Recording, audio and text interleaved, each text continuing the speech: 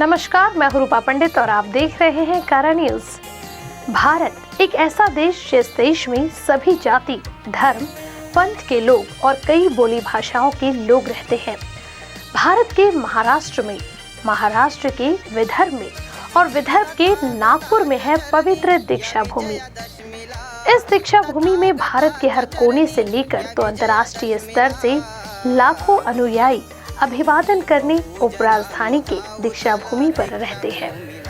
इसी दीक्षा भूमि पर 14 अक्टूबर 1956 को महामानव क्रांति सूर्य डॉक्टर बाबा साहेब आम्बेडकर और उनकी पत्नी ने कुशीनगर के बर्मी भिक्षु महास्थवीर चंद्रमणि इनके 3 रत्नों और 5 उपदेशों के साथ शपथ ली थी।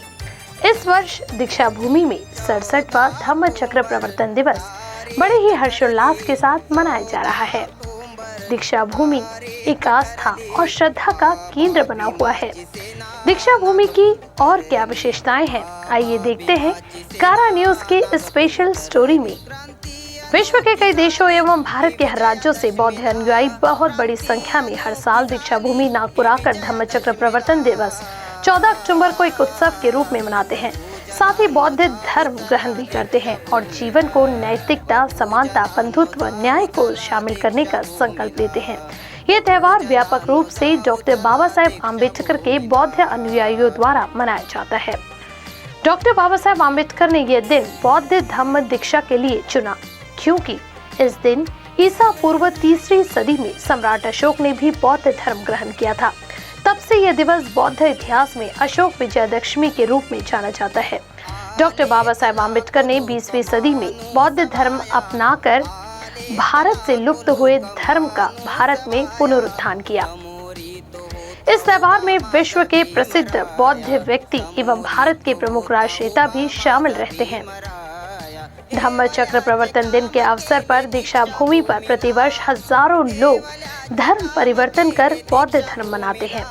सन 1918 में 62वें धम्म चक्र प्रवर्तन दिन के अवसर पर 62,000 तथा 2019 में 63वें धम्म चक्र प्रवर्तन दिन के अवसर पर 67,543 अनुयायियों ने दीक्षा भूमि पर बौद्ध धर्म को अपनाया। जय भीम, नमो बुद्धाय।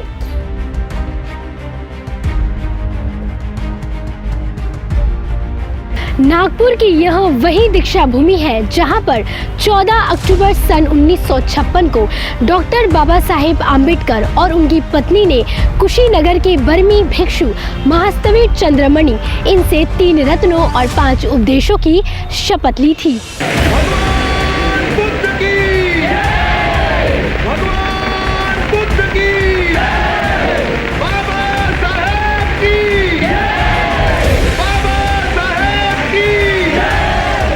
नागपुर की यह वही दीक्षा भूमि है जहां डॉक्टर बाबा साहब आम्बेडकर ने हजारों अनुयायियों को 3 रत्न, 5 उपदेश और 22 प्रतिज्ञाओं की शपथ दिलाई। तब से नागपुर नवबौद्ध आंदोलन की जन्मस्थली बन गया। सुनो मेरे भाइयों और बहनों, मैं अब हिंदू नहीं हूँ और अछूत भी नहीं हूँ। मैं एक मुक्त मानव हूँ, एक आजाद इंसान जो इस हानिकारक समाज व्यवस्था का गुलाम नहीं। भारत में संविधान को राष्ट्र ग्रंथ के नाम से भी जाना जाता है। Justice, equality, liberty, fraternity, freedom और एजुकेशन को सर्वोपरि माना गया है। संविधान कितना भी अच्छा क्यों ना हो, वो अंततः बुरा साबित होगा अगर उसे इस्तेमाल में लाने वाले लोग बुरे होंगे, और संविधान कितना भी बुरा क्यों ना हो, वो अंततः अच्छा साबित होगा अगर उसे इस्तेमाल में लाने वाले लोग अच्छे होंगे।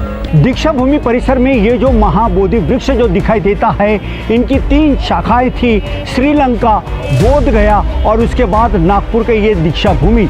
यहाँ पे ये बोधि वृक्ष 12 मई 1968 में लगाया गया था।